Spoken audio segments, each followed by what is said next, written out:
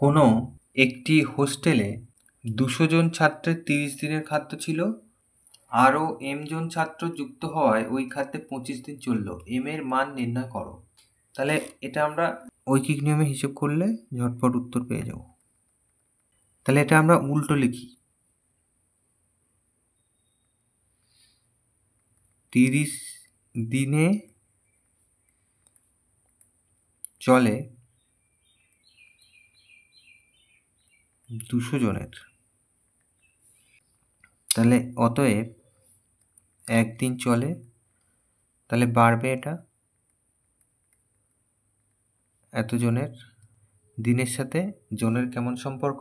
ব্যস্তানুপাতিক সম্পর্ক, একটা কমে গেলে আর একটা বেড়ে যায়। তাহলে অতএব 25 দিন চলেছে।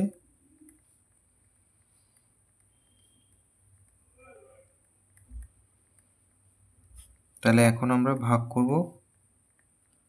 25 দিয়ে এটাকে ভাগ করলে 8 হয়। 240 জন। তাহলে ছিল 200 জন, হয়েছে 240 জন। তাহলে যুক্ত হয়েছে কতজন?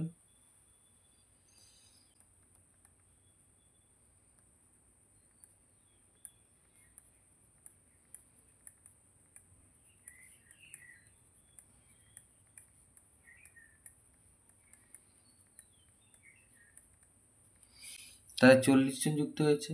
তাহলে এখানে এই এমই হচ্ছে 40। তাহলে এর মান হলো 40। তাহলে আমাকে বলেছিল মান নির্ণয় করতে। তাহলে অতএব নির্ণেয় মান